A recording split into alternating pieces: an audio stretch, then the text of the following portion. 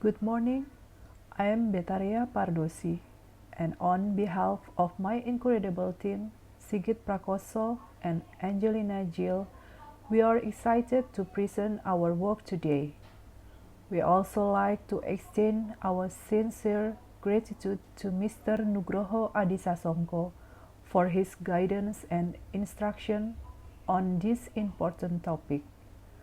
Our presentation today is titled Coal and Coal Bed Methane (CBM) for Archipelagic Power, including coal gasifications (SNG) versus DME.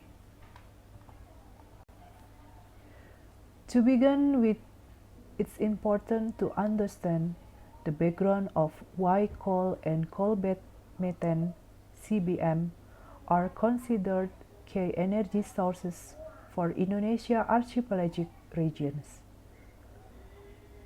Island power systems are mostly isolated and rely on oil-based diesel generators.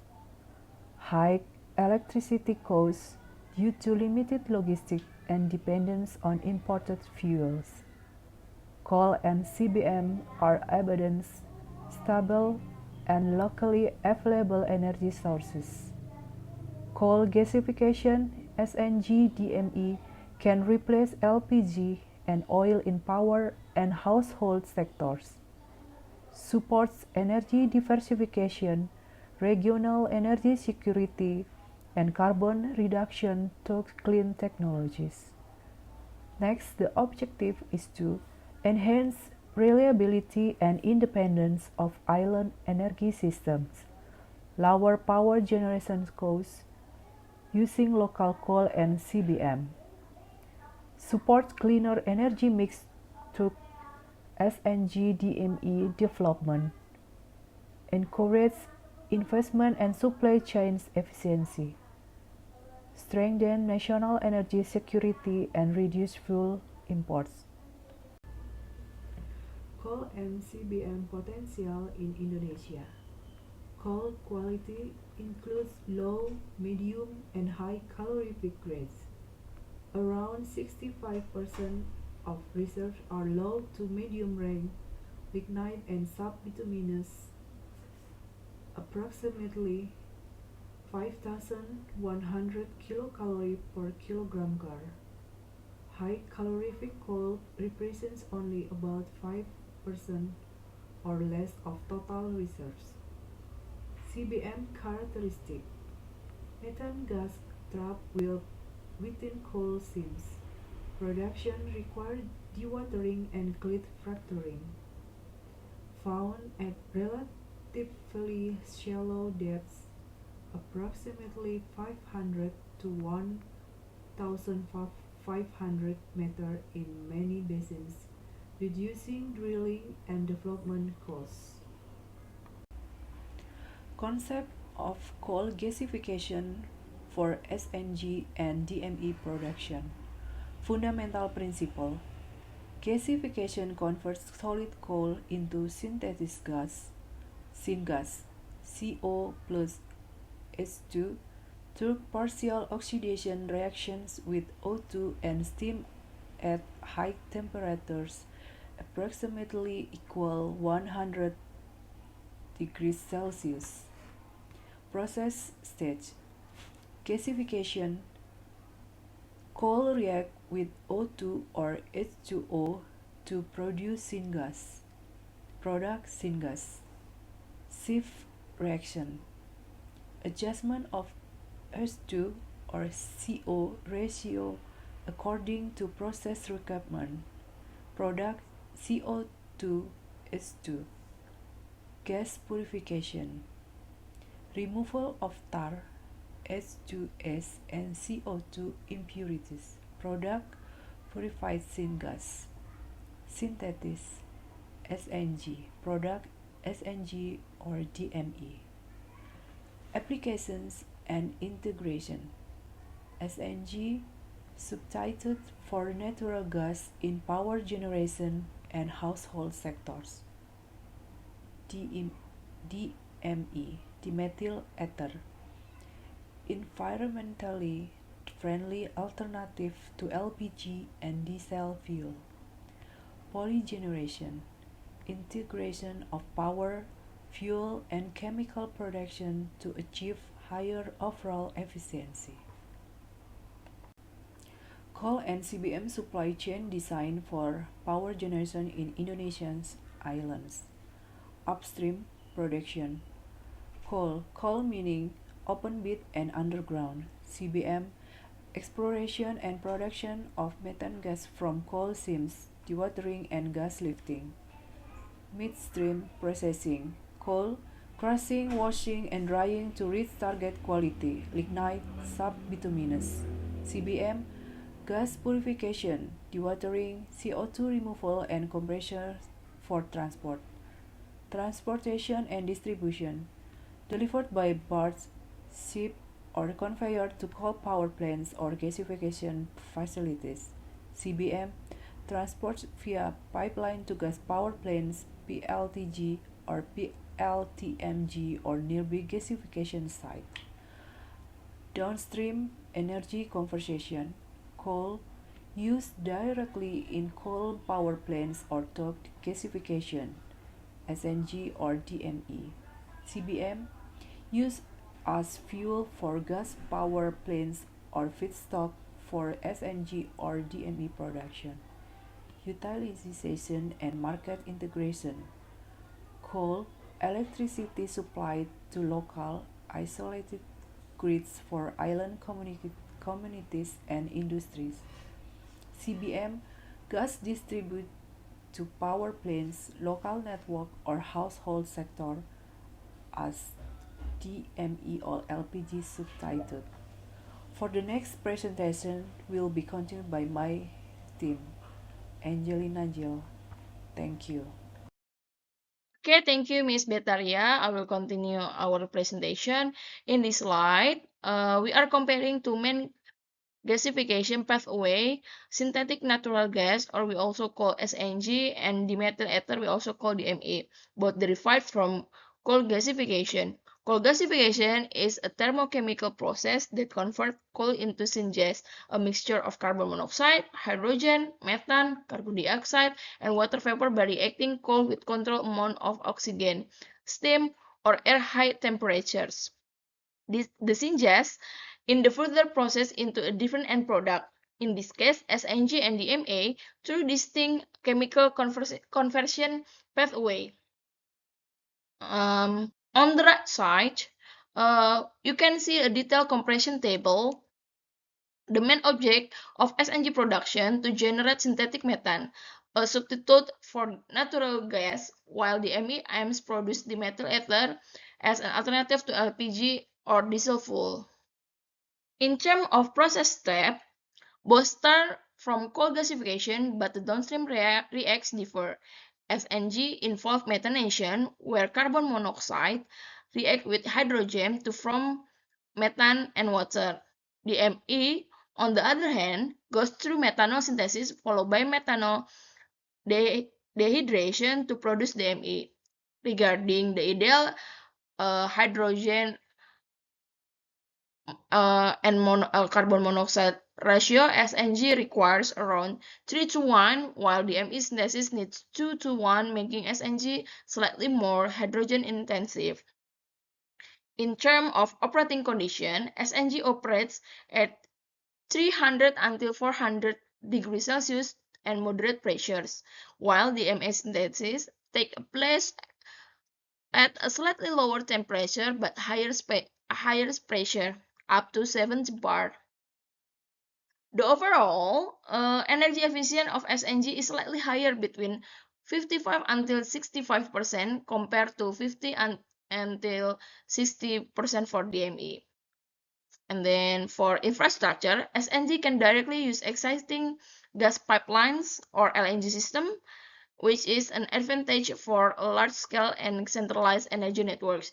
DME, being a liquid fuel, is easier to store and transport, making it suitable for decentralized or archipelagic system, such as small island or remote regions without pipeline access. Therefore, SNG is more suitable for power generation and industrial application, while DME is ideal for household fuel, small genset, and marine energy system. From environmental point, for SNG emits slightly more carbon dioxide due to exothermic methanation process, while DME burn cleaner than LPG or diesel.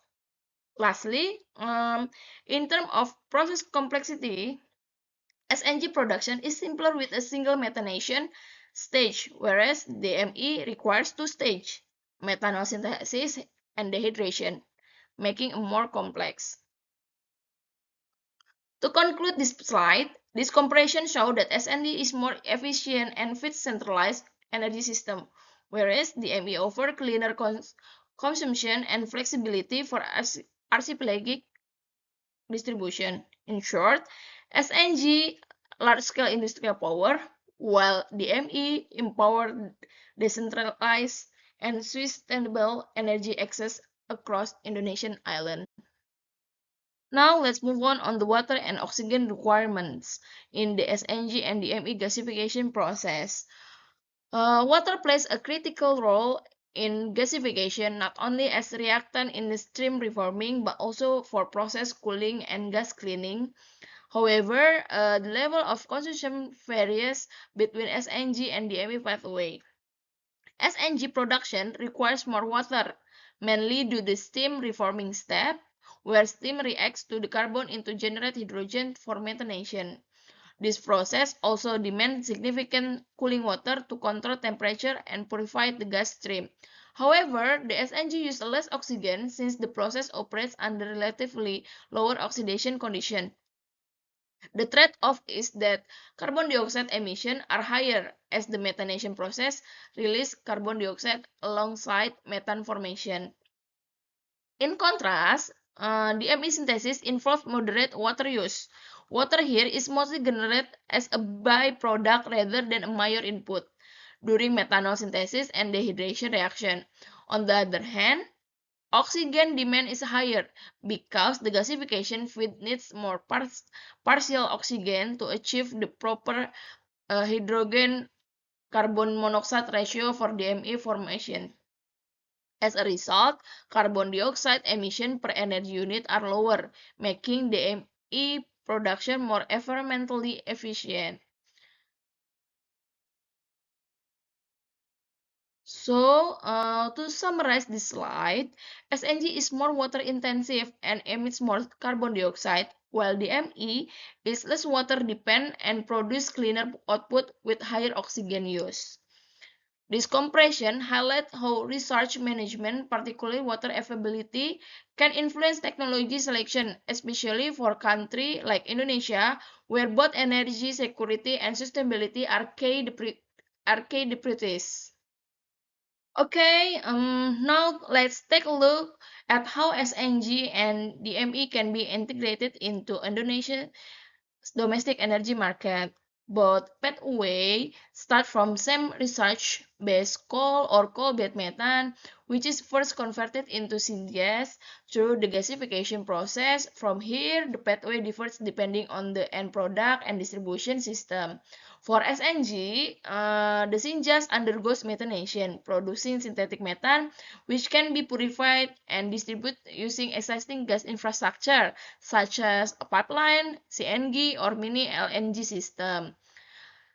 This makes SNG particularly suitable for centralized power generation like PLTG or PLTMG, and for industrial users that already depend on natural gas, including fertilizer, ceramic, and petrochemical sectors. Geographically, SNG fits well in major islands like Java, Sumatra, Kalimantan, where gas networks already exist or can be expanded economically.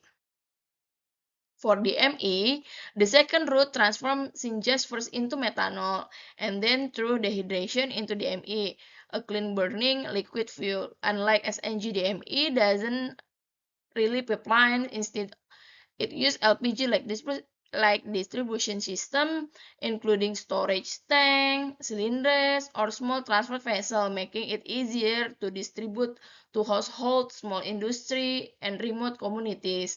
Therefore, DME is more suited for outer smaller island or off-grid regions where extending pipeline infrastructure would not be economically feasible. So, in summary, in this slide, SNG support Indonesian large-scale centralized energy demand, while DME complements decentralized and remote energy access. Together, both pathways create a balanced and flexible energy strategy, maximizing coal utilization while enhancing energy security and regional equity across the Indonesian archipelago. Next, okay, I will explain about basic economy framework. Basic economy framework used to evaluate whether a coal gasification project such as SNG or DME can be financially feasible. The goal is to estimate how much money is required to build a facility, which we call CAPEX or capital expenditure, and how much it costs to operate it every year, known as OPEX or operational expenditure. Let's go through the main step. Step 1, define project capacity. First, we determine the scale of production, for example, 100 mm SCVD SNG for 500 tons of DME per day. The size of the plant will strongly influence both CAPEX and OPEX. And then step 2, estimate CAPEX. CAPEX represents the initial investment cost, including the gasifier, reactor, compressor, utilities, civil works, and engineering. Usually, a contingency cost of 5 until 15% is also added to account for uncertainties. Simply put, CAPEX is the money needed to build the plant. Step 3, estimate OPEX. OPEX covers annual operating, such as feedstock, like coal or BBM, water, oxygen, electricity, labor, and maintenance. Is typically range between 3 until 6% of total CAPEX per year. OPEX represent the money needed to keep the plant running. Step 4 until 6 is about revenue, cash flow, and financial indicator. After estimating costs, we calculate the revenue from product sales. For example, DMA sold at 600 USD per ton with an annual output of 180,000 tons, giving around 108 million USD per year in sales. Then, by subtracting OPEX from revenue, we get the annual cash flow. From there, we can evaluate financial indicators such as IRR or internal rate of return, typically around 12 until 15% showing project profitability, payback period, or how long it takes to recover investment, usually 6 to 8 years for DME plans. These indicators help determine whether the project economically viable before moving into detailed financial modeling. And then the last step is sensitivity analysis. Finally, we conduct sensitivity analysis, testing how change in key parameters such as coal price, product price, or CAPEX affect profitability. This ensures the project remains resilient under different economic conditions. So, in short, CAPEX determines how expensive it is to build, while OPEX determines how profitable is it to run. Both are fundamental to understanding whether SNG or DME gasification project are financially sustainability for are financially sustainable for Indonesian energy transition. Okay, then this slide illustrate how SNG and DME gasification project could be implemented in Indonesia using realistic examples from South Sumatra and Tanjung Enim. Left side, a comparison table. On the left, we compare two representative projects, a coal to SNG project located in South Sumatra and a coal to DME project in Tanjung Enim, also South Sumatra. Both regions have abundant coal and CBM resources, making them ideal for gasification-based industry. For SNG, it mainly uses bituminous coal for CBM gas feedstock. The product is synthetic natural gas used for power generation and industrial needs. The scale is smaller, about around 100 mm SFPD, categorized a pilot or semi-commercial. The capex is moderate, about 600 million USD, while OPEX is around 30 until 40 million USD per year. The product price is roughly 7 until 8 USD per MMBTU, making it competitive with natural gas import. And then the potential revenue is estimated about 200 million USD annually, with ERR between 10 until 14% depending on feedstock cost. Integration wise, SNG can be delivered through existing gas pipelines such as PLN's network for power plants. Government support focused on energy diversification and the utilization of CBM resource. Next, for DME, so we can look for DME. DME production use low-rank coal around 3 to 4 million tons per year. It produced DME to replace imported LPG for household use. The project is much larger, producing 1.4 million tons of DME annually. However, the capex is significantly higher, around 2.1 billion USD, and OPEX range from 100 until 120 million USD per year. The target selling price is 600 USD per ton, designed to be cheaper than LPG.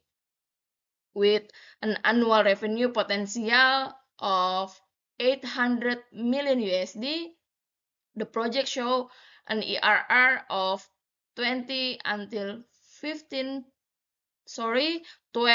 until 15%, especially with strong government fiscal incentive and offtake guarantees through Pertamina. DME is distributed through LPG-like infrastructure such as storage tank and cylinders. This project aligns with Indonesian LPG substitution program, improving energy independence and reducing import dependency. And then the right side, interpretation and summary. On the right, we see the interpretation and summary table. SNG projects are more suitable for centralized power generation and industrial user, especially in major islands like Java, Sumatra, and Kalimantan, where gas infrastructure already exists. DME project is contrast are more suitable in domestic fuel substitution, particularly in household energy. This project typically receive policy incentive, such as tax breaks and government price guarantees. The main challenge for both types is high capex, but without abundant low-rank coal reserve policy support, both SNG and DME can become economically viable in the long term. Okay, and then the next presentation will be continued by Mr. Sigit Prakoso.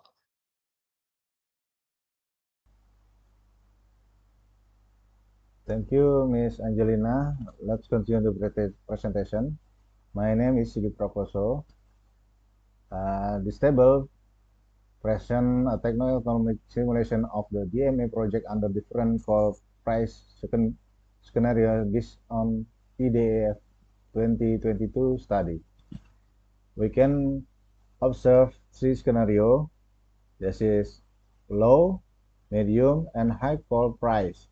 Start to $20, $30 and $35 per ton respectively.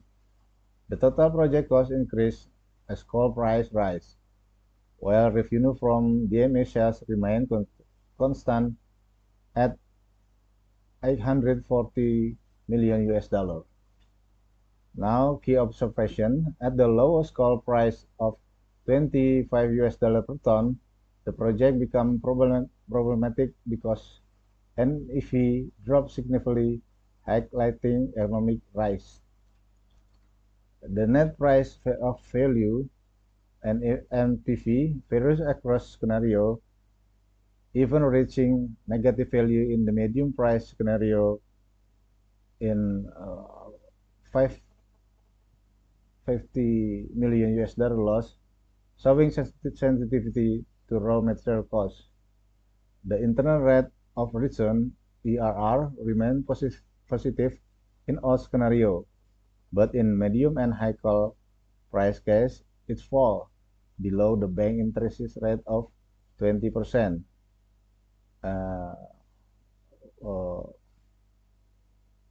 indicating that financing might not be attractive. This table clearly demonstrates how coal price fluctuation and production costs critically affect the economic feasibility of the DMA project. Now, the factor affecting project feasibility. A. Coal price. When coal prices are low, the project becomes more feasible because production costs are cheaper. However, if coal price rise significantly, it reduces the production profitability since coal the main raw material of gasification. B.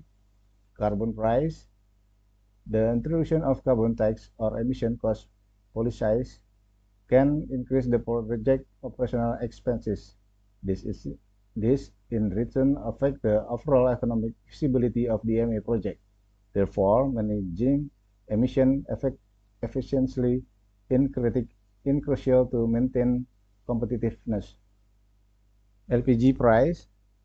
If LPG price increase, DMA become more attractive alternative fuel because it can offer cost saving. However, if DMA production efficiency does not improve, higher production costs may still limit in competitiveness against LPG. Sensitivity to energy pricing policy. Government policies also play a major role. For example, removing LPG subsidies would make DMA more competitive in the market, but it could also increase the cost of living for customers. On the other hand, carbon tax experimentation or incentive for carbon capture, utilization, and storage (CCUS) can improve project feasibility by lowering emission-related costs. LPG, fuel substitution, and national economic impact. All right. Next, we will discuss the substitution of imported LPG with coal gasification product, particularly SNG and DMA, and its impact of national economic. First, internal energy import saving. This coal gasification program has great potential to reduce LPG import by up to 1 million tons per year. It executed optimally. Currently, Indonesia still imports about 70% of its national LPG need, valued at more than $4 billion annually. If DMA can be produced substantially domestically, import dependence will automatically decrease, and country foreign exchange reserve will be strong because funds are not being spent expensively in purchasing energy from abroad. Secondly, regarding LPG subsidies, the government still allocated for over IDR 2 trillion annually for LPG subsidies. If portion of the need is substituted by domestic DMA, the potential saving could reach 15 or to 20% of total energy subsidy. This saving represents a huge opportunity to reallocate the budget to other sectors, such as development to a renewable energy or national energy infrastructure. Furthermore, from perspective of downstream industry and social impact, DMA price tend to be more stable because the raw material originates domestically, as is done by PT Bukit Asam in South Sumatra. In addition, this program can also encourage the birth of new industry such as DMA stuff or chemical derivative products, and certainly create new job opportunities, especially in mining area and gasification plant like South Sumatra and East Kalimantan. Overall, the substitution of LPG with DMA does not just reduce import, but also help stabilize household energy price, open up new economic opportunities, and strengthen national energy relations. Therefore, it is not merely an industry project, but also a strategic step toward Indonesia's future energy independence.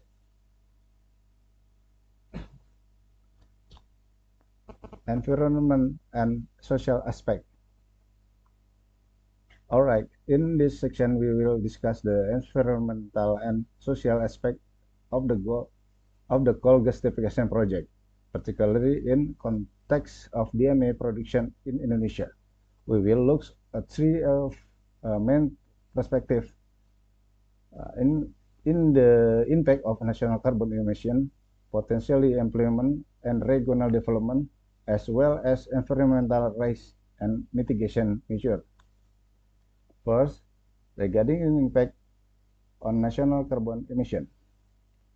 In general, the coal gasification process generate relative high CO2 emission start from around 2.6 to 3.1 ton of CO2 for every ton of DMA produced, depending on the technology used. Without the carbon capture and storage or CSS system, the emission intensity for this process can increase by 20 up to 25% compared to imported LPG. However, if the project combined with more advanced technologies such as integrated gasification combined cycle or EGCC, power generation, and CO2 utilization for industrial purpose or CCUS, total emission can be reduced by up to 40%. This is crucial because Indonesia government target is 31.89% reduction in emission by 2030. So gasification project must be aligned with national decarbonization strategy. Second, from the perspective of local employment potential and regional development, an example can be seen in the DMA project in Tanjung Enim by PT Bukit Asam, which projected to create around 12,000 direct and indirect jobs. In addition to generating employment, investment in the gasification sector will be also drive the development of supporting infrastructure such as road, electricity, and clean water network in many regions, especially in South Sumatra, and East Kalimantan. This coal downstream program is part of broader green economic transformation in coal products areas, which also help promote equitable regional development. Furthermore, local SMA have great opportunities to participate in project supply chain, from construction and logistics to industrial service, thereby amplifying the positive economic impact at the local level. Third, regarding environmental risks and their mitigation. The main environmental risk of gasification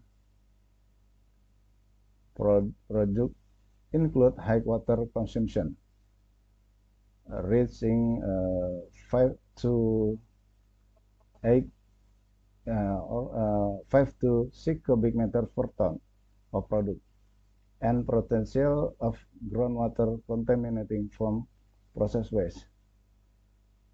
To add this issue, PT Bukit Asam has developed a water recycling and zero liquid discharge system, meaning all wastewater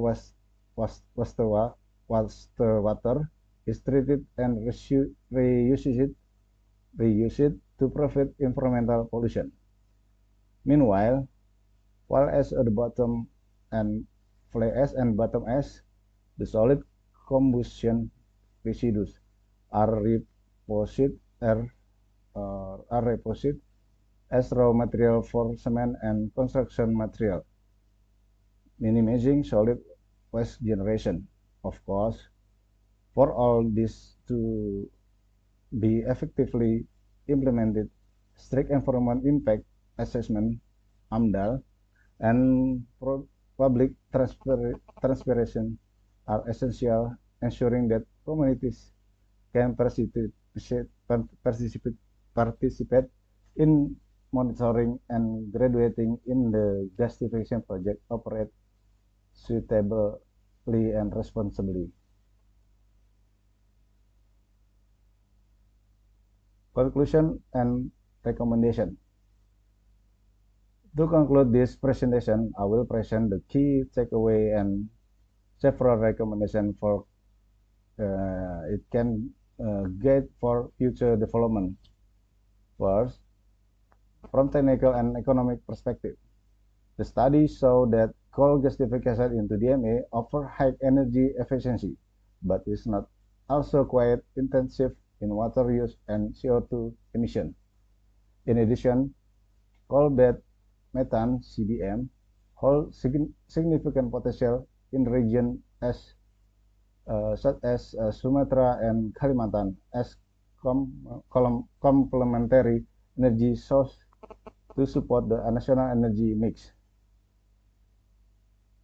Economically, the EME project in Tanjung Enim has internal rate return or IRR of around 8 to 10%, indicating that still requires policy support in pricing and subsidies to more competitive. However, from national benefit standpoint, substituting imported LPG by up to 1 million tons per year could generate foreign exchange savings of approximately 9 to trillion annually. Furthermore, the global trend is shifting toward synthetic fuel as part of energy transition toward a low carbon future. Second, regarding the best option, DMA as an LPG substitute.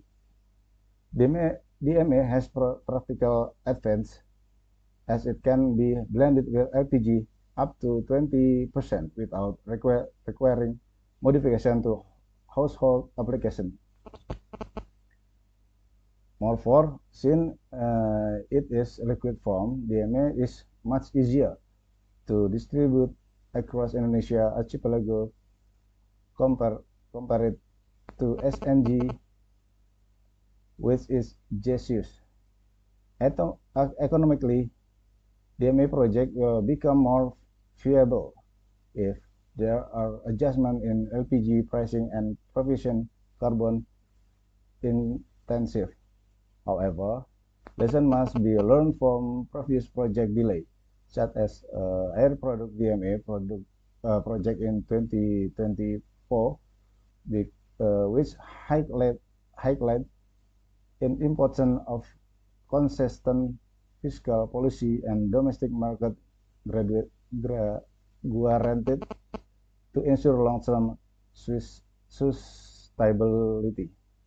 So from the standpoint of research, direction, and policy implementation, moving forward, there need to be integration between gasification technology and CCUS system to reduce national carbon emission.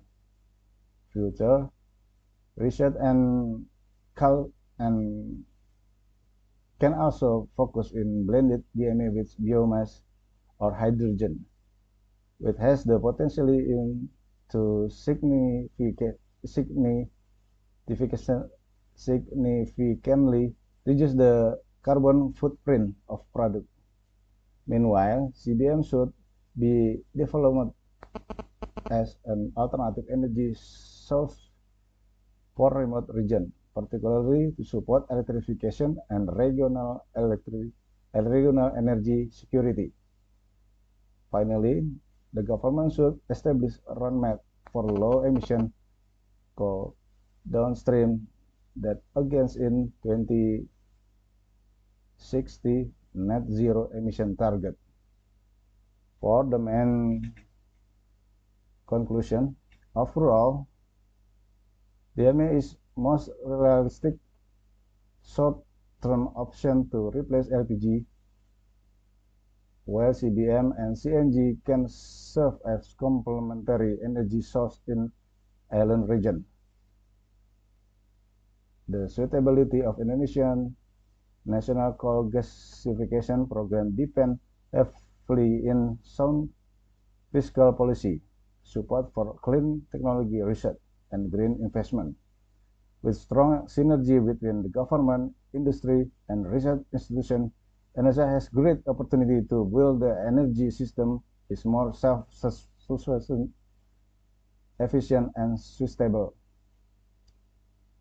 In conclusion, it can be stated that the success of coal gasification program into DMA in determination not only by its technology and economic aspect, but also by consistent energy policies, the adapted in environmentally friendly technology, and a cross-section collaboration with sustained research and investment support. Indonesia has strong opportunity not only reduce dependent on LPG import, but also to strengthen national energy independence toward a clean and more sustainable future. Thank you very much.